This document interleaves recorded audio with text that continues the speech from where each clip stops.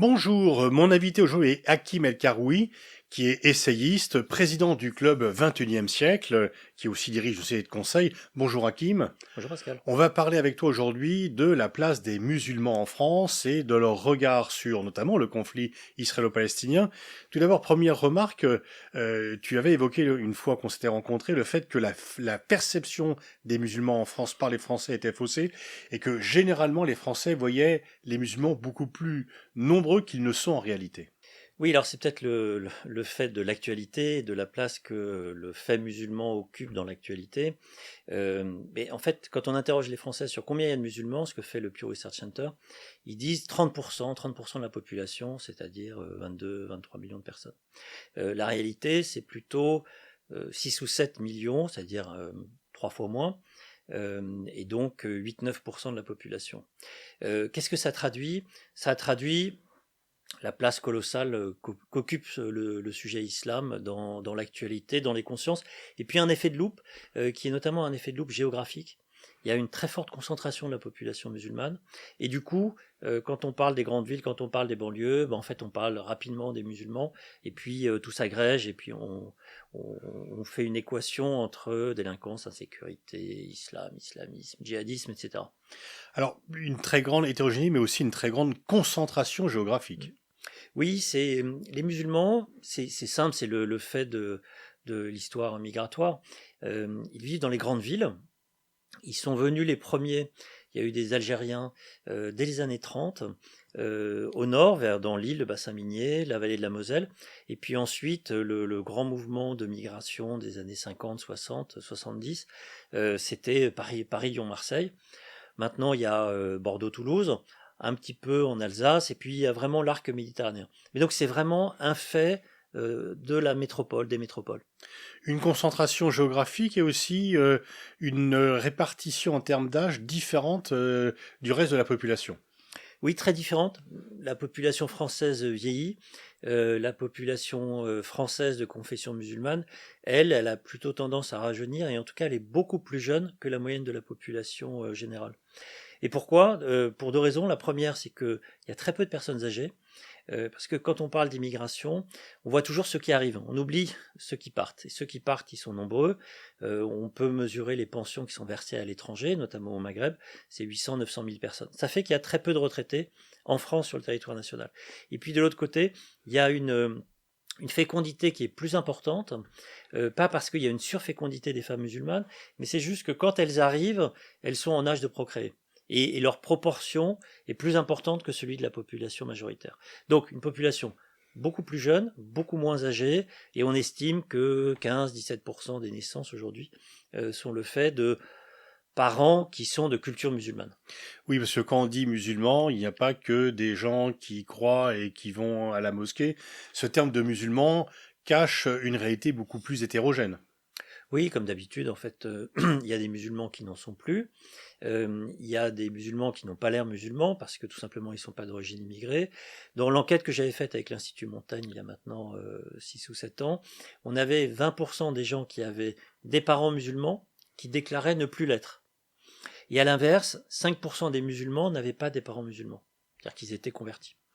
Et puis quand on regarde quand on essaye de faire une typologie de qui sont, que pensent les musulmans, donc on a 20% de sortants, on a de l'autre côté du spectre 25% à peu près qui considèrent que leur identité musulmane est première par rapport par rapport à l'identité nationale, on va le dire comme ça. Et là-dedans, il y en a quelques-uns qui sont très agressifs.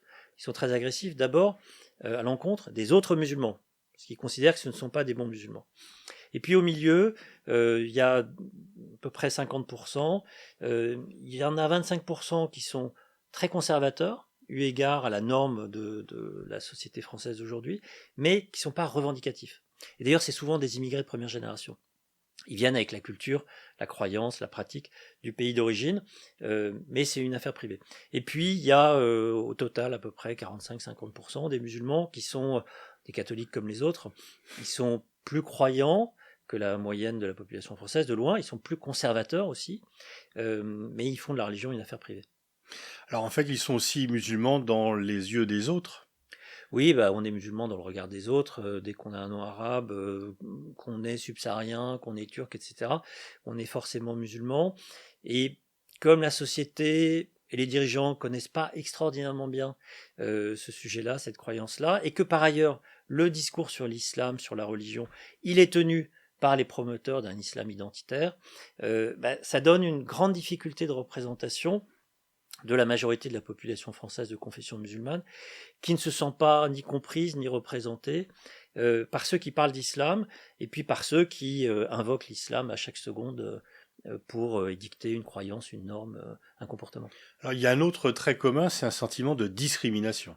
Alors malheureusement, c'est plus qu'un sentiment, c'est une réalité. On la mesure très bien avec les testings. L'Institut Montaigne avait fait un testing à raison de la religion, donc même nom de famille, même CV, un prénom différent, le nom de famille c'était Haddad, et un prénom qui connote une appartenance à une confession chrétienne, juive ou musulmane. Et puis un petit engagement associatif, en l'occurrence les scouts. Quand vous êtes un garçon musulman, que vous êtes au scout musulman, vous avez 5 fois moins de chances d'avoir un entretien que quand vous êtes un garçon supposé être catholique. Tout le monde ayant un nom libanais, ou qui a d'ailleurs Haddad, un nom arabe. Donc la réalité de la discrimination est en fait colossale. Et en fait, tu expliques également qu'il n'y a pas en réalité une communauté musulmane, que c'est un ensemble éclaté. Ça, c'est un élément qui est vraiment très important de deux points de vue. D'abord, il n'y a pas de communauté. La preuve, c'est qu'ils sont incapables de s'organiser. Ça fait 40 ans qu'on essaye d'organiser l'islam en France. Ça a commencé avec Jox à la fin des années 80. 40 ans après, on n'a toujours pas réussi. Alors, une des raisons, c'est les divisions des musulmans, et notamment le poids de l'Algérie et du Maroc qui importent en France leur Et de la Turquie politique. aussi.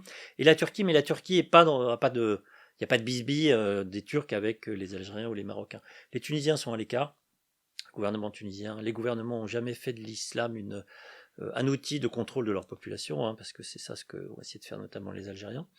Donc, très grande division des représentants autoproclamés, erreur stratégique des différents gouvernements, notamment Nicolas Sarkozy qui avait créé le CFCM, avec autour de la table les ambassadeurs du Maroc, d'Algérie et de Turquie, d'ailleurs de Tunisie même à l'époque, en disant on va faire l'islam de France. Mais en fait, on ne va pas faire l'islam de France avec les représentants de l'islam des consulats. Ils sont dans leur rôle, hein, ils défendent les intérêts de leur pays, ils ne défendent pas les intérêts des musulmans de France. Donc ça, c'est la première chose. La deuxième chose, et ça on ne le voit pas, c'est que les Maghrébins, quand ils arrivent en France, contrairement aux Portugais par exemple, hein, qui sont arrivés au même moment et dans les mêmes proportions et avec le même statut socio-professionnel que les Algériens, les Maghrébins, quand ils arrivent en France, en fait, ils n'arrivent pas vraiment à l'étranger.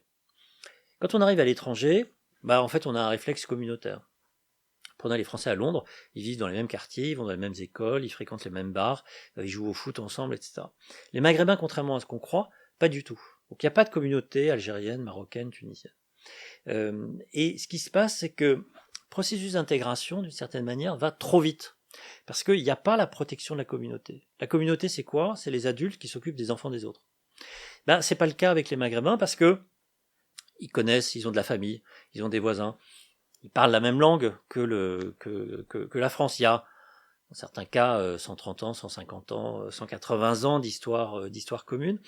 Et donc, il n'y a pas ce sentiment d'être à l'étranger. Et le résultat, c'est que les parents, c'est normal, n'ont pas la même culture que les enfants. Et les enfants, en fait, ils dénient la transmission de la culture par les parents. Et en fait, ce qui se passe, c'est qu'ils s'inventent une identité. On parlait des discriminations. Le déni de francité, quand on vous dit, en fait, vous êtes pas français. Avec votre nom, avec votre culture, vous n'êtes pas français. Et puis, j'ai pas la même culture que mes parents. Du coup, je suis qui? Il y a des entrepreneurs religieux, identitaires, qui disent, vous êtes musulman. Mais vous n'allez pas être musulman comme vos parents. Vous allez être musulman, vous allez l'affirmer, ça va être le cœur de votre comportement, de votre identité. Et puis, on va créer une communauté sur cette base-là. Ça, c'est de la néo-communauté, et c'est ça ce qu'on appelle en fait le communautarisme. Mais le résultat, c'est qu'il n'y a pas d'organisation, il n'y a pas d'institutionnalisation, et il y a un vrai problème de représentation vis-à-vis de la société. Et donc, il y a un problème d'intégration. Il y a un problème d'intégration pour une partie d'entre eux, parce que quand on mesure, en fait, on voit que, et moi ça fait 20 ans que j'explique que l'intégration marche beaucoup mieux que ce qu'on croit, parce que tout simplement, on voit pas le succès, puisque le succès, en fait, il est invisible, puisqu'on devient comme les autres. J'ai fait ce travail avec les données de l'INSEE, de l'INED, ça s'appelle l'intégration des enfants d'immigrés, succès silencieux, échec criant, c'est sur un site qui s'appelle desidées-pour-2027.fr. En fait, je suis un peu revenu de ce que je disais. Je dis ça avec modestie, parce que je me suis trompé.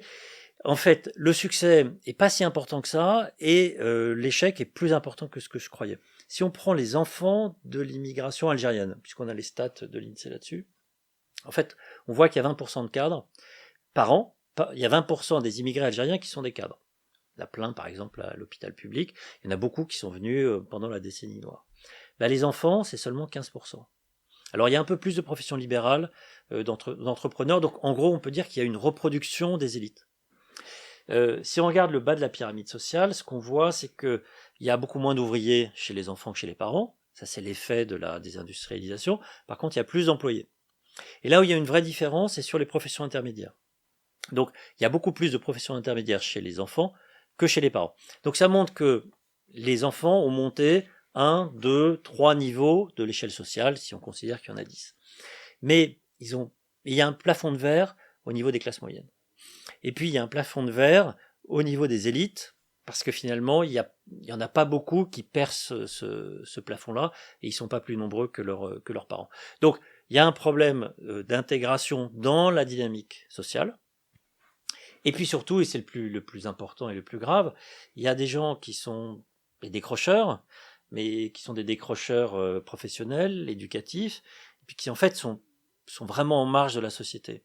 Alors ça rejoint les 25% dont je parlais tout à l'heure, les musulmans identitaires, certains agressifs, mais c'est pire que ça, c'est des gens qui sont... Donc c'est 20-25% de NEET, sans diplôme, sans emploi, sans qualification chez les garçons, 20% chez les filles, là on parle des Maghrébins, et c'est des gens qui ne se retrouvent pas du tout dans la société, soit parce qu'ils considèrent que la société les a exclus, soit parce qu'ils considèrent qu'ils ne veulent pas être inclus dans cette société. Donc on a un frottement qui est vraiment important, et qui explique d'ailleurs les difficultés qu'il y a, que ce soit des difficultés politiques, c'est l'islamisme, ou des difficultés de sécurité, c'est la délinquance, voire le mélange des deux, le djihadisme. Est-ce qu'il y a un vote musulman ? Alors c'est paradoxal, oui il y a un vote musulman, c'est presque le seul élément où il y a une communauté. Il y a un vote musulman comme il y avait un vote noir aux États-Unis. Le vote musulman il est paradoxal parce que les musulmans sont fondamentalement de droite. Plus conservateurs. Parce qu'ils sont très conservateurs eu égard à la société française. Mais en fait ils considèrent que la droite est contre eux, tout le discours sur l'immigration, la droite est évidemment l'extrême droite, et du coup ils votent plutôt à gauche. Ils votent en 2017, ils ont voté au premier tour à peu près autant Macron et Mélenchon, un peu plus Mélenchon. En 2022, ils ont voté. Et Macron avait un discours très ouvert par rapport à l'islam en 2017. Il s'était opposé à Manuel Valls, justement. Il avait un discours très ouvert, il avait lancé sa campagne à Bobigny, il disait qu'il était un peu le chauffeur Uber de la politique. Bon, en 2022, il y a eu un certain nombre d'événements pendant son premier quinquennat, les musulmans ont voté Mélenchon très largement, et d'ailleurs les gens qui disent que l'attitude de Mélenchon sur le conflit à Gaza, c'est pour avoir le vote musulman, en fait ils n'ont pas compris, il a déjà le vote musulman. Donc le sujet c'est la participation. J'entendais François-Olivier Gisbert qui disait qu'il y avait 30% des votants qui étaient musulmans l'autre jour chez Alain Finkielkraut. Moi j'ai calculé, il y a à peu près 8-9% de musulmans dans la population française, et les votants c'est 3%. 3% de ceux qui votent, pour une raison simple, il y a un quart des musulmans qui ne sont pas français, et puis ensuite, il y a ceux qui ne sont pas inscrits sur les listes électorales, il y a ceux qui ne votent pas, il y a un taux d'abstention qui est plus important, parce qu'ils sont moins éduqués, et résultat, ça donne 3% des votants pour 9% de la population. Donc le fantasme sur le vote musulman, il faut le déconstruire, même si, en 2012 par exemple, François Hollande a gagné contre Nicolas Sarkozy avec 3 points d'avance, 51,5 contre 48,5, et il a eu 90% du vote musulman, donc on peut dire que François Hollande a été élu par les musulmans. Alors, comment les musulmans français voient la guerre de Gaza et l'attitude tant des médias que des responsables politiques sur cette guerre ? Alors il y a eu une ou deux enquêtes qui ont été faites par l'IFOP avec d'ailleurs l'échantillon qu'ils avaient constitué quand on avait fait avec eux l'enquête sur les musulmans pour Montaigne. En gros, en fait, on retrouve les mêmes chiffres. 20% des gens qui soutiennent le Hamas. Alors ça ne veut pas dire la façon d'agir du Hamas, mais c'est quand même 20% qui soutiennent le Hamas. Pas le terrorisme, mais le Hamas. Le terrorisme, c'est un peu moins, mais c'est quand même une partie significative. Après, il y a ceux qui considèrent que les Palestiniens sont dans leurs droits et que l'attaque israélienne est extraordinairement brutale et d'une certaine manière sans issue. Mais on retrouve les 20% qu'il faut bien avoir en tête, parce qu'en fait, c'est d'eux dont on parle tout le temps, dans le débat politique, dans la polarisation, dans une façon de construction de l'autre musulman. L'autre musulman, c'est 20% des musulmans. C'est pas rien, 20%, pour une population de 5-6 millions. Et donc, dans les, on va dire, 6 millions, il y en a 3 millions et demi qui ont plus de 15 ans. Donc, 20%, ça fait un cinquième de 3 millions et demi. Donc, ça fait un nombre qui est quand même vraiment important. Ensuite, c'est compliqué moi, je suis pas leur porte-parole, j'essaye de comprendre, mais en gros, je crois que y a un sentiment qui était très très bien incarné par le sketch de Malik Bentala, L'heure de trop. Je sais pas si vous l'avez vu, en tout cas, je le recommande. Il y a peu de Français qui l'ont pas vu. Voilà. Bon, en gros, c'était quoi ? C'était, vous avez juste pas le droit de parler, quoi. Vous n'avez pas de place. Il n'y a pas de place pour votre empathie pour les Palestiniens. Ce qu'on vous demande, c'est de condamner le Hamas. Et si vous condamnez le Hamas, en fait, on vous laisse même pas le temps de le faire. Et c'était incarné symboliquement par l'interdiction des manifestations pro-palestiniennes, qui allait forcément être un déchaînement de haine anti-juive. Le Conseil d'État, qui est gardien des libertés publiques, les a autorisés, a obligé le gouvernement à les autoriser, et on a vu que c'était pas un déchaînement de haine anti-juive, et que d'une certaine manière, d'ailleurs, on était même surpris par le faible nombre de participants si on compare par exemple aux manifestations londoniennes. Alors il y a quelque chose qui est assez frappant, c'est que par rapport à cette guerre de Gaza, les grandes figures musulmanes, intellectuelles ou artistiques n'ont pas vraiment pris position. Bizarrement, dans les différents festivals de cinéma, ce sont des juifs qui ont le plus condamné les attentats, comme si les musulmans se disaient « moi je suis pas autorisé à prendre la parole ». Alors on a vu effectivement des figures juives soutenir Israël dans son droit à la légitime défense selon eux, mais aussi beaucoup de juifs lors de festivals de cinéma dire « je condamne Gaza ». Mais où sont les musulmans ? Les artistes musulmans ne se sont pas exprimés. Alors les artistes de confession musulmane, en général, ils s'expriment très peu sur les questions politiques. Ils ne se sont pas exprimés pour condamner les attentats il y a quelques années. Et ils savent en fait que toute parole politique, au-delà de Gaza, toute parole politique est piégée pour eux. Donc ils sont extraordinairement prudents et, comment dire, d'une certaine manière, je pense qu'ils n'ont pas complètement tort. C'est paradoxal, mais parce que quoi qu'ils disent, de toute façon, ça n'ira pas, parce qu'on les renverra à leur identité. Ce qui arrive à Benzema. Ce qui est arrivé à Benzema, Gérald Darmanin, on a fait un agent des frères musulmans. Quand on connaît l'Arabie Saoudite où il joue maintenant et la relation de l'Arabie Saoudite avec les frères musulmans, on peut se dire que les Saoudiens n'ont pas fait leur due diligence sur Karim Benzema. Bon, non, c'est pas un agent de. Mais il a exprimé, d'une certaine manière, comme des gens qui soutiennent la politique d'Israël, il a exprimé, en ne parlant pas des victimes israéliennes, puisque c'est ça qu'on lui reprochait, il a exprimé l'empathie pour les Palestiniens et la difficulté à exprimer une empathie pour, entre guillemets, l'autre camp. Bon. Et ça, c'est toute la difficulté de cet événement tragique, c'est réussir à passer par la souffrance de l'autre. Et je pense que c'est encore plus compliqué à exprimer pour les musulmans parce que, d'une certaine manière, ils sont coupables a priori. En tout cas, ils sont pas sincères a priori, parce que même si vous exprimez de l'empathie pour la souffrance de l'autre, certains vont dire, à l'extrême droite ou pas qu'à l'extrême droite, oui, mais tout ça c'est de la taquilla, qui est le concept qui permet de décrédibiliser en fait toute parole. Donc du taquilla, c'est-à-dire une stratégie secrète de ne pas dire dissimulation ce et de voilà.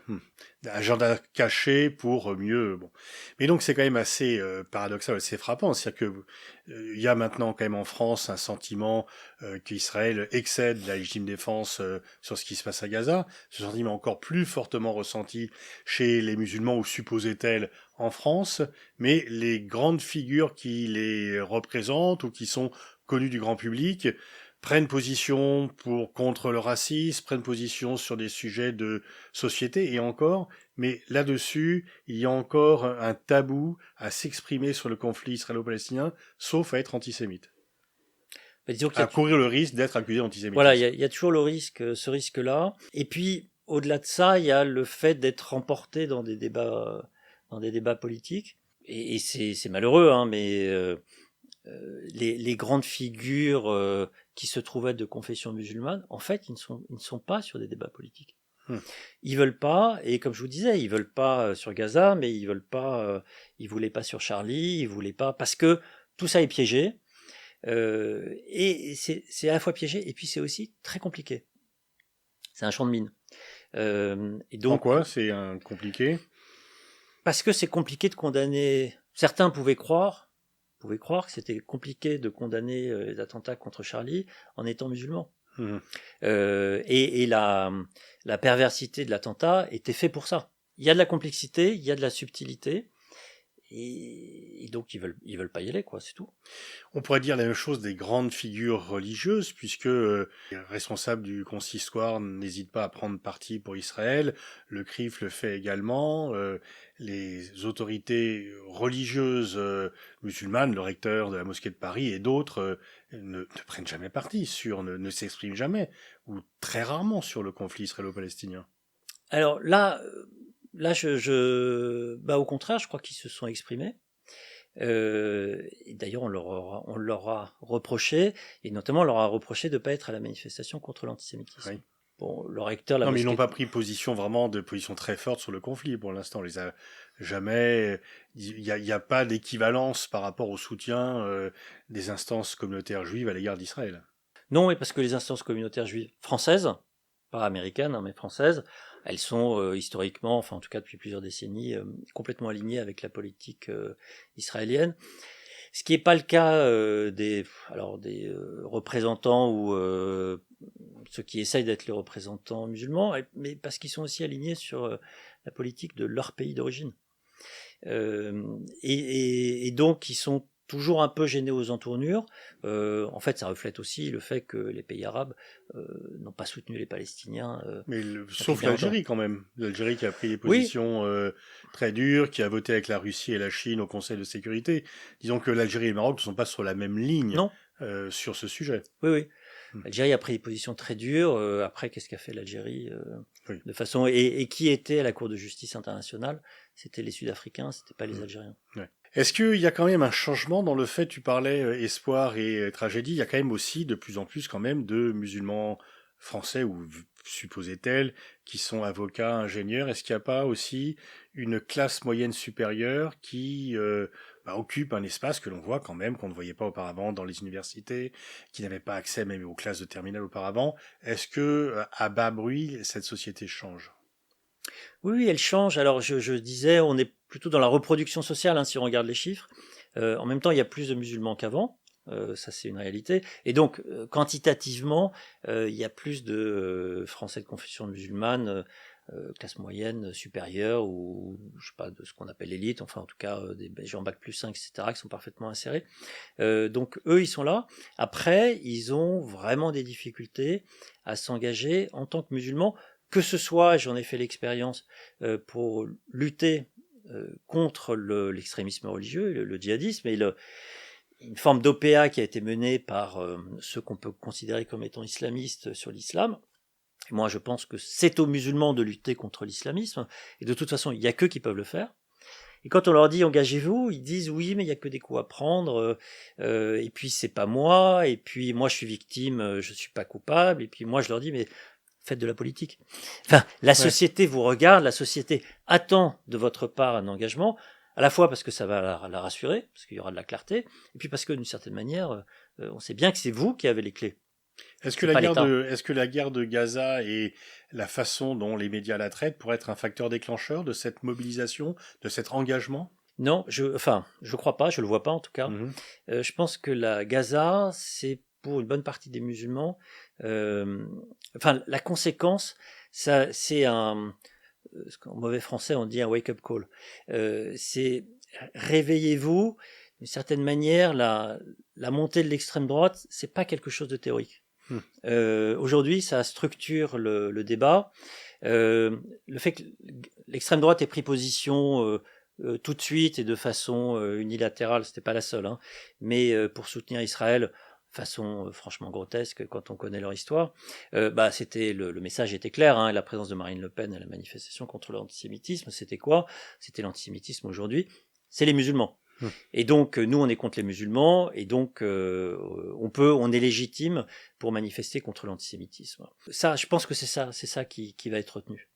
Ce sentiment que en fait on mélange tout, que n'importe quel événement peut être récupéré par l'extrême droite ou par l'extrême droitisation du débat, et que en fait les musulmans ils sont poussés complètement à la périphérie de l'espace symbolique démocratique, mais aussi de l'espace politique tout simplement. Et ça, je vois des gens qui disent, c'est pas possible. Faut faire quelque chose, quoi. Ouais. Merci Hakim pour avoir dissipé pas mal d'idées reçues et donné vraiment un éclairage particulièrement pertinent sur cette question.